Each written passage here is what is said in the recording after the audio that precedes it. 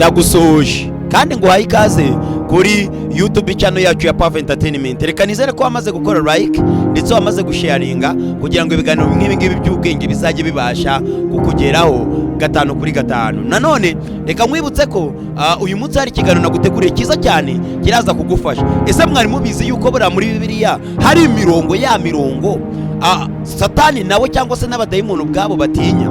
Wegera hino ubundi nkubwira imwe muri iyo mirongo, sibyo? Icyo ngusaba reka ngusabe ukore subscribe kuri YouTube channel yacu twatangiye. What would you do if you were face to face with the devil and a legion of demons? Ese ukora iki iyo uhuye wakora iki uramutse uhuye n'amadayimoni amaso kuyandi? Wakora iki? Would you feel fear?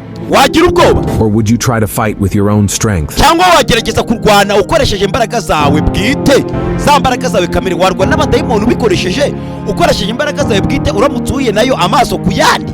Musanzwe mumva amadayimoni mu mwuka, ariko se uramutse uhuye nayo amaso kuyandi wakora iki? If you don't know the answer to this question, in today's video, I will prepare you to face any spiritual attack using Bible verses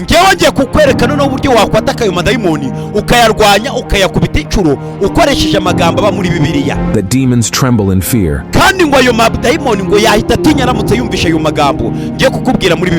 And don't want you to know. There is no demon that can stand after you declare these verses with your mouth.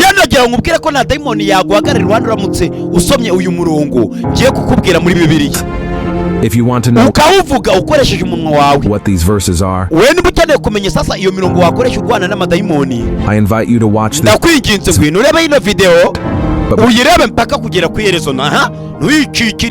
uhagarare hagati uya iyi video yirebe mpaka irangiye nimba ukeneye kugira ngo umubwire imirongo wakoresha urwana n'amadayimoni. Before we begin, I want to ask you to subscribe to my YouTube channel yacu and activate the notification bell ndetse uhite ukora kuri karakazogera kari ku ruhande to receive updates on new videos. Sibyo kuri video yanjye. By doing so, uzajya ubasha kubona update zose buri konzi shizeho. You will help our ministry reach more people. Ati kandi najya umubwire ngo buriya nukora icyo kintu uraza kubufashije ubutumwa bwiza kugira ngo bwaguke bugere buri hamwe buri muntu wese azajya abasha kubureba ndetse no kubwumva cyane cyane kuri TikTok kuri YouTube yacu ya Power Entertainment. It's also important to share this video ndagira umwinginge unasharinge ino video on WhatsApp kuri WhatsApp as it can save lives. Buriya nimutanabizi nufata uno murongo kabasha kuwusharinga kuri WhatsApp, as many people may uraza kuba ufashije ndetse urokoye ubugingo bw'abantu benshi cyane. Need help. Nushaka umenye ko abantu benshi cyane buriya baba bakeneye n'ubufasha. And you will be used by God in their lives. Ndetse buriya uraza kuba wemeye igikoresho cy'Imana mu buzima bwawe. Nukora subscribe ugasharinga n'iyi video kuri WhatsApp. Buriya uraza kuba ufashije Imana kugira ngo ubutumwa bwaguke bugere kure cyane. Amen. Amen. Get started. Gahoreka dutangire. Community. It is very rare to hear about the devil and what we need to do to prevent him from harming our lives.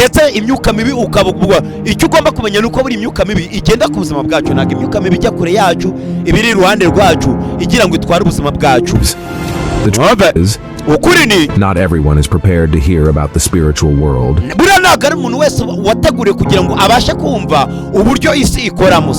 As many are afraid and prefer to ignore this subject. That's why I asked you how you would react if you were face to face with Satan.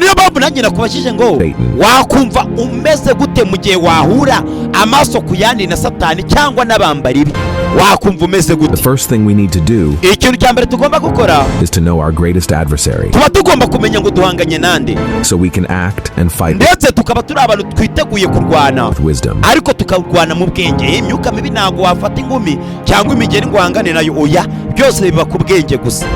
After all, no one enters a battle unprepared.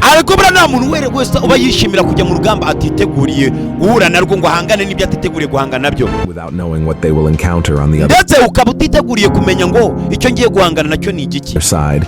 umva amagambo as they would ku rundi ruhande easily be defeated. buriya biba ugiye guhangana n'ikintu utiteguriye kuri buze guhangana nacyo biroroha kugira ngo icyo kintu kigutsinde ako kanya kitaraganya.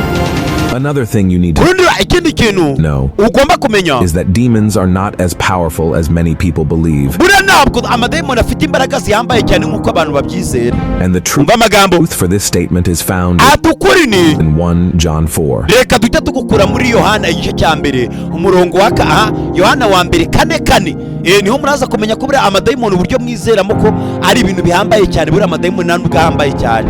4. See what is written there. ngaho reba icyanditse aho ngaho. You, dear children, rwose bana banjye are from God ndetse ku Mana and have overcome them, because the one who is in you is greater ndagira ngo tubanze dusome uno murongo ukuntu handitse duhite tumenya than is found tubisobanukirwe. in John 4. we naguhaye ikaze sibyo? reka dusome mu rwa mbere rwa John ibice 4, urwa mbere rwa Yohana ibice 4 umurongo wa 4 none turebe handitse gute. ni mu rwandiko rwa mbere rwa Yohana sibyo? ni mu rwandiko rwa mbere rwa Yohana ibice 4 umurongo wa 4. ndagira ngo wumve ukuntu hano handitse ngo bana bato muri ab'Imana kandi babandi mwarabanesheje kuko uri muri mwe aruta uri mu bisi. mwabyumvishe ni urwandiko rwa mbere rwa Yohana ibice 4 umurongo wa 4 niko handitse. Are from God and have overcome them, because the one who is in you is greater than the one who is in the world. nabibasomeye Brothers and sisters, ngaho bavandimwe what we have inside of us is much buri kirindani muri twebwe more powerful and strong gifite imbaraga than the devil and his kurusha imbaraga z'abadayimoni legion of demons. ndetse n'abo bizera. bivuze ngo uri muri twebwe, ikiri muri twebwe nimba wizera Imana kiruta ikiri mu badayimoni ndetse n'umwami wabo ari bo Satani. bivuze ngo Imana irabarenze irabaruta. ibyo bigaragara ko rero buri imyuka mibi n'abadayimoni muri rusange nta hantu bahuriye n'Imana. uko bakanganye ntabwo bakanganye kurusha uko twebwe tubatekereza. What do we have inside of us? kiri indani muri twebwe The Holy Spirit of ni umwuka wera God. ndetse n'umwuka wera w'Imana nicyo kiri indani muri twebwe. If we have already surrendered our lives to Jesus, nimba waramaze kwemera ugafata ubuzima bwawe ukabuhereza Imana, but that doesn't mean we can stop being vigilant. ariko ntabwo bisobanuye yuko ugomba kuryama ugasinzira, uba ugomba guhora ukanuye. Demons can indeed cause great trouble in people's lives, kubera ko amadayimoni aba yiteguye guteza ibyago bihambaye cyane mu buzima bwacu. but to our relief, ndetse n'abavandimwe they are not invincible. muzajye munibuka ko amadayimoni ntabwo ari ibintu bigaragara. ubwo rero biba biri iruhande rwacu byiteguye kugira ngo buriya ntugatekereze ngo niba amadayimoni yanagiye ngo aba yagiye kure yawe. oya, aba ari hafi cyane. mwabibonye yiteguye kugira ngo nk'uyu mugabo mubona ahetse ikidayimoni. urabona, In other words, wabibonye ntabwo dayimoni zijya kure yawe, ziba ziri hafi aho ngaho kugira ngo niwibeshya gatoya zihite zifatiraho, zihite zikwinjiramo. they can mu yandi magambo be defeated, amadayimoni wenda koko twayatsinda and we have the authority to confront ndetse dufite n'ubushobozi bwo kuyirukana akatujya kure. dore ngayo ntabwo ajya kure amadayimoni. them. That's why it's so important to know the authority that ni nayo mpamvu tugomba kumenya ko ubuyobozi bw'Imana God has given us. Imana yaduhaye. These evil beings operate in the spiritual realm buriya aya madayimoni aba mu isi itagaragara. ntabwo tuba tuyabona, and wait for moments of weakness aba ategereje akanya gato y'intege nkeya zacu to enter our lives. agahita yinjira mu buzima bwacu kitaraganya amadayimoni. ntabwo ajya kure niyo bayirukana. kwa kundi ugiye kwa pasiteri wenda wari urwaye imyuka mibi aragusengera imyuka mibi iragiye, ntabwo iba igiye kure, ibiri iruhande hafi aho ngaho ku buryo abategereje intege nkeya gatoya agahita yongera akakwinjiramo amadayimoni. But there is another verse that brings great power to us, ariko hari n'undi murongo uduhereza imbaraga zidasanzwe, and the devil doesn't want you to discover it. igitangaje ntabwo uwo murongo amadayimoni ashaka kugira ngo uwo murongo ubasha kuwuvumbura uwumenye ko unabaho. See what is written in James 4. we banza urebe banza urebe noneho ibyanditse muri Yakobo 4. Submit yourselves Yakobo 4:7 and to God. wowe banza wiyemerere ko bwawe submit yourself then to God. we banza wihereza Imana, Resist uhangane n'amadayimoni, devil, and he will flee from amadayimoni azaguhunga. you. ndagira ngo noneho tubisome neza. buramba mbisomye uburyo babyanditse mu rurimi rw'icyongereza. noneho reka turebe muri Yakobo 4 sibyo kugeza kuri 7 turebe handitse gute. It's written in James. buriya ntimukazajye mugira ngo akenshi buriya hari ukuntu usanga abantu bongereza banditse ibintu ariko wasanga uburyo iwacu twe byanditse ugasanga kubisobanukirwa ntabwo byoroshye. niyo mpamvu noneho mbasomeye mu cyongereza, reka mbasomere no mu rurimi rw'ikinyarwanda rwacu muri Bibiliya. noneho reka turebe ibyanditse tugarutse muri Yakobo 4 noneho murebe muri Yakobo 4 yanditse gute. Yakobo 4:7 yaranditse ngo nuko rero mugandukira Imana ariko murwanye Satani nawe azabahunga. Mwabyumvishe none ko babise bisobanuka ibyanditswe neza n'ijambo ry'Imana muri Bibiliya. Submit yourselves then to God. Atobwawe gerageza wihimana. Resist the devil. Ubwawe gerageza wihimana buriya ngo Satani azaguhunga. Ngaho ukuntu uwo murongo utangaje. Mwabyumvishe ibaza umurongo uvuga uti ngo nuko rero mugandukira Imana ariko murwanye Satani nawe azabahunga. Uwo murongo buriya ni umurongo Satani atapfa kwishimira ko umenya usobanukirwe mwene data urimo uradukurikirana kuri YouTube yacu ya Pave Entertainment. Just by basing yourself on this verse, ati wowe bwawe ishyire muri uyu murongo usobanukirwe. You already have the key to resist the devil. Wowe ntabwo ubona ko wamaze kubona uburyo wahangana na Satani and make him flee far away. Ugatuma Satani agunga akajya kure yawe pe nanakwegera. The first step is to submit to God. This means that we must set aside our own strength, bisobanuye ngo ubwacu dushobora kwimana, our own intelligence, ndetse ubanga bwacu tukabujyana kure nitwemere ko dukomeye, and tugwimana the Lord. Ndetse tukimana yonyine akaba ari iba mu bugingo bwacu. This is a crucial step to protect yourself from the devil's traps. Bikaba byatuma utagwa mu gace cyangwa se agatego k'imyuka mibi n'abadayimoni na Satani n'abambari be. And maybe you're wondering, ari watangiye kwibaza, but pastor, ari ngo ariko se ngo abapasiteri, how do I resist the ati pasiteri wanjye, muyobozi wanjye, mushumba wanjye, ni gute nahangana na Satani? Ikibi nahangana nacyo gute? The first thing is to seek obedience to God. Ati mbere na mbere banza ushake uburyo wakubaha Imana. If you feel that your life is being attacked spiritually, and everything seems to be going wrong, it's necessary for you to reflect and analyze if you're seeking the Lord.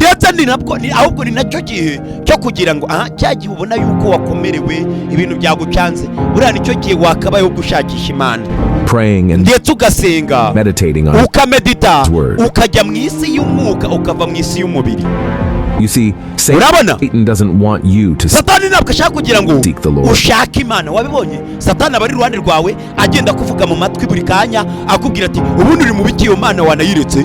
And that's why he will throw traps and distractions at you to make you lose focus. Because that's the only way he can continue to act in your life.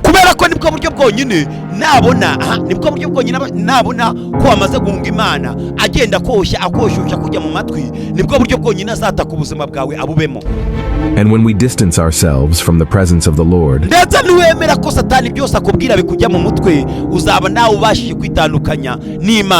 we open the door for the enemy to start working. It happens because we listen to our sinful desires.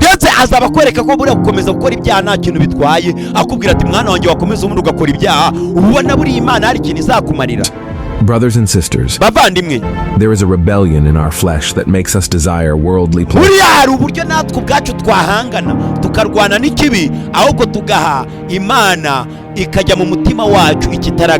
more than spiritual things.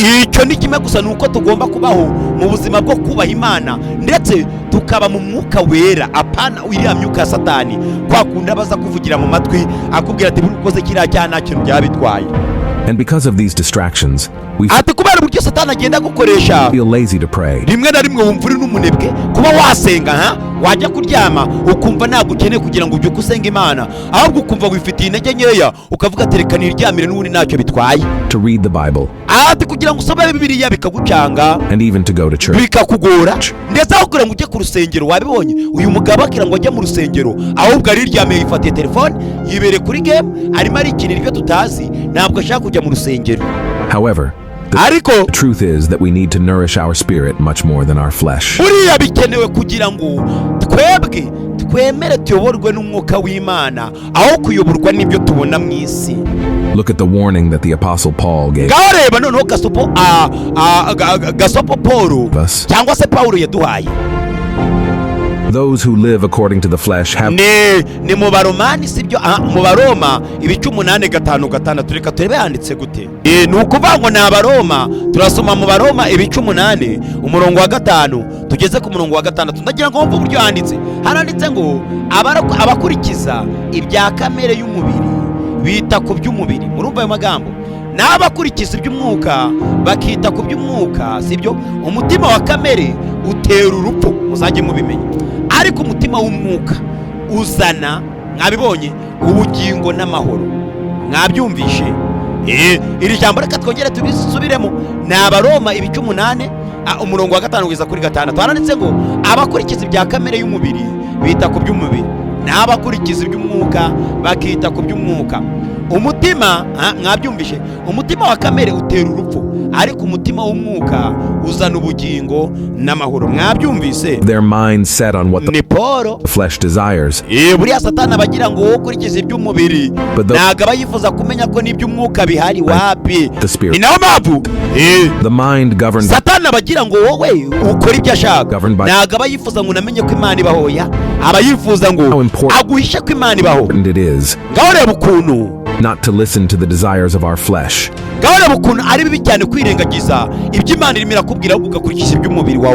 by doing so, giving place to the enemy.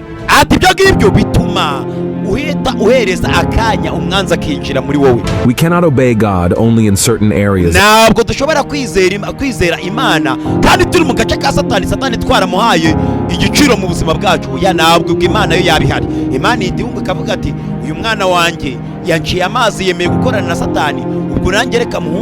Of our lives. God desires our total obedience.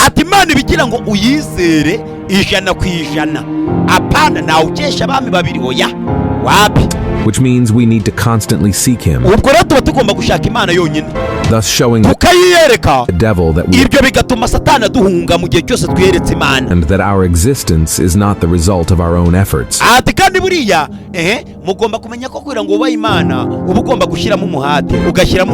Permission.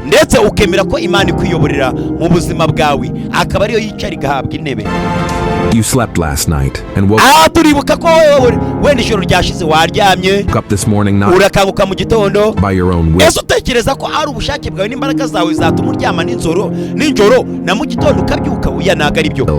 But because God allowed it.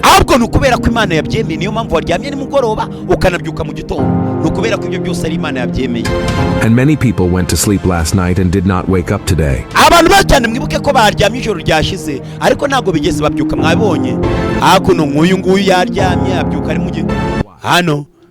Because we have no control over what will happen. And therefore, we must rely on the Lord.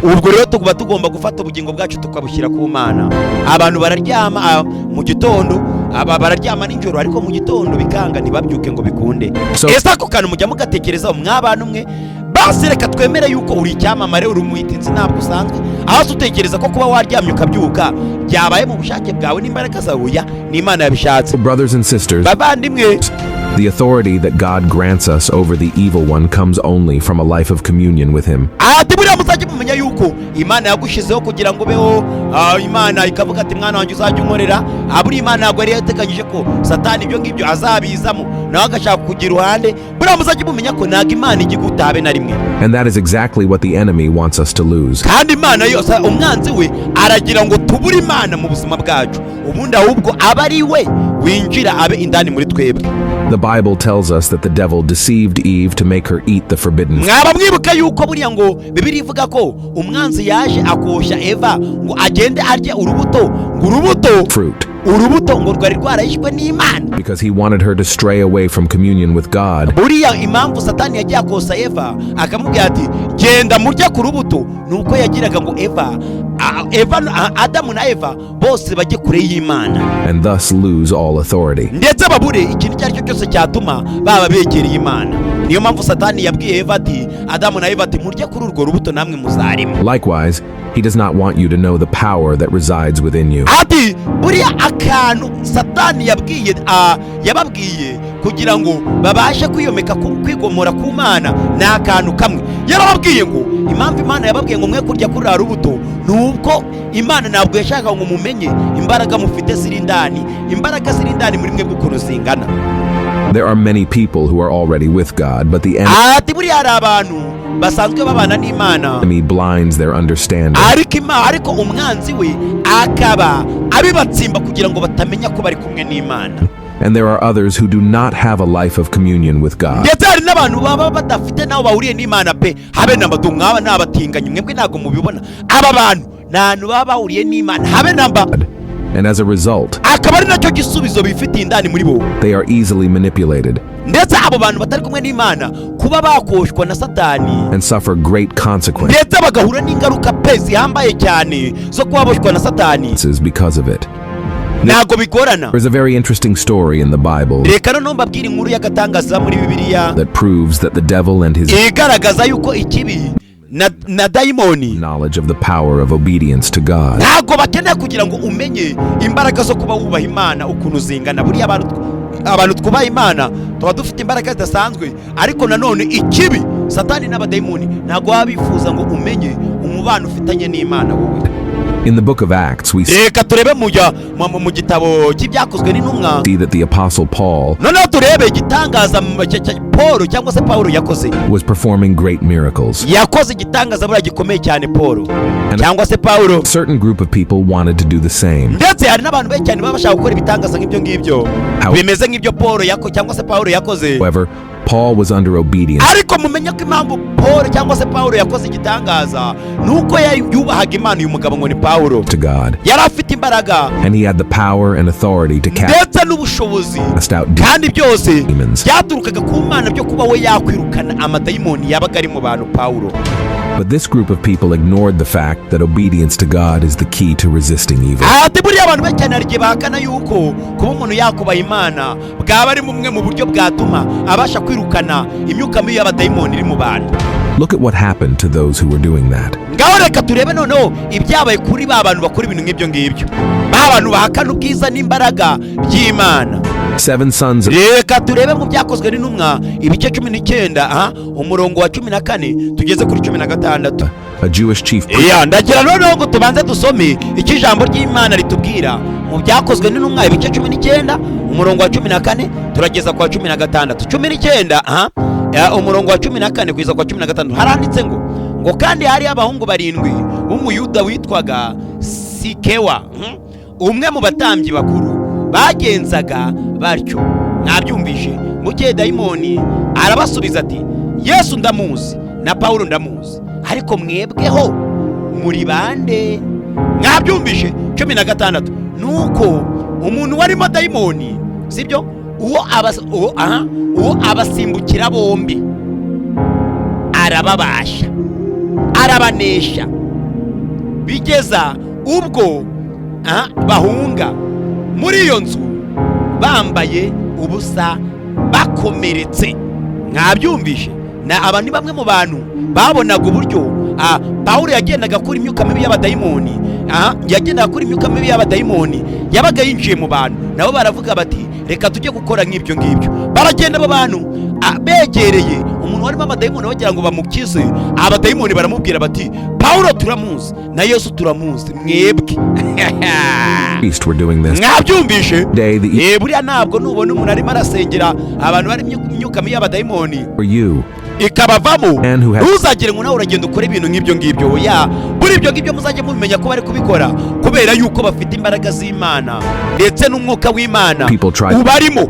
Nawe hari igihe uzajya kubikora ugira ngo usenge ugasanga imyuka mibi ni wowe igiyemo. To cast out the demons without having any authority to ata abo bahungu bagerageje gukura imyuka mibi yari yagiye mu muntu kandi nta mbaraga z'Imana bafite. do so. Evil spirit ndetse babikoraga kubera bari bazi ko Paulo nawe ari byo yakoraga. because Ibyababayeho to God. imyuka mibi y'abadayimoni yashakaga kubajyamo ndetse yarabasuzuguye baca amazi When they came kuko ibyo bakoraga nta mbaraga z'Imana zari zibarimo. their clothes Mwabyumvishe buriya byose ukora they're naked. ubanza ubikore basuzi yuko urimo imbaraga z'Imana, sibyo? Spiritual battle with knowledge, without faith, ntabwo ushobora kujya kurwana n'imyuka mibi cyangwa se urwane n'abariya abantu baba mu isi twe tutabona. Udafite imbaraga z'Imana ntabwo byakunda. without communion with God. Birangira n'ubundi iyo myuka mibi gutsinze ntabwo wayitsinda. Kuko nimba urimo urarwana n'imyuka mibi, gerageza umenye ko byibuze ufite imbaraga z'Imana nizo zagufasha guhangana n'iyo myuka mibi. Mu gihe ntazo ufite ntabwo wahangana n'imyuka mibi ngo bikunde. so that you may ati niyo mpamvu nafashe umwanzuro ngo nanjye mbashe kubafatira ino video memorize this verse from kugira ngo ino mirongo yagufasha kurwana n'imyuka mibi nawe ibiri indani muri wowe. James 4. Mwabyumvishe? Submit yourselves therefore to God. Ndetse mubanza murebe uno murongo nabasomeye wo muri Yakobo ibice 4 umurongo wa 7 uvuga ngo wewe ubwawe wihereza Imana buriya ngo ikibi kizaguhunga. Niwihereza Imana ikibi kizaguhunga. Bavandimwe, secret lies in obedience. Buri ibanga ririmo kurwana n'imyuka mibi ukayitsinda nta yindi ni ukubaha Imana. And we obey his ukemera Yesu akakuyobora nk'umwami n'umukiza wawe. Ibindi byose uzabiharira Imana bizakorwa buriya Satani nawe ubwe ngo azaguhunga nuba wubaha Imana. Amen. Through this video, I want to share a psalm that you should also keep in your heart. Ndagira ngo ibingibi byose twamaze kureba namaze kubwira muri video muvandimwe gerageza ubishyire mu mutima wawe. And declare whenever you feel afraid of the enemy and face spiritual imyuka mibi yakwatatse ubuzima bwawe uzajya ugerageza wisomere ino mirongo. Noneho reka mbaho undi murongo umurongo ushobora gusoma mu gihe utekereza ku myuka mibi iri ruhande rwawe cyangwa yakwatatse. Uwo murongo uri muri Zaburi 3:1-6 handitse ngo ikireka dusome. Ndetse iyi akaba ari Zaburi, ni Zaburi yahinduye Dawidi ubwo yageragezaga guhunga yirukanka ahunga umwana we bitaga Abusalomu. Ibaze nawe kwirukanka uhunga umwana we wibyari. Umva ukuntu handitse, Uwiteka ereka abanzi banjye barangwiriye, abangomeye ni benshi, ngo benshi baramvuga bati nta gakiza afite ku Mana. Sera. Ariko wowe Uwiteka uri ingabo inkingira, uri icyubahiro cyanjye, ni wowe ushyira hejuru umutwe wanjye. Ijwi ryanjye ritakira Uwiteka nawe akansubiza ari ku musozi we wera. Sera. Sibyo? 6 baravuga ngo nararyamaga ngasinzira ngakanguka kuko Uwiteka ari we ujya andamira. Mwabyumvishe? Iyi ni Zaburi, ibe Zaburi ya 3:1-6. Lord, how many are niko handitse, how many rise up me? Ni Dawidi ndetse ngo iyi Zaburi yayimbye ubwo yacikaga ahunga umwana we Abusalomu amwirukankaho. Ibaze nawe ariko wirukanka uhunga umwana wawe wibyariye, ubwo tayari uwo mwana wawe yabaye umwanzi wawe. Buriya ntabwo Satani ngo abakureho buriya no mu bavandimwe inshuti hakuviramo ikibi. Hallelujah, my brother. Ndetse bavandimwe, haleluya.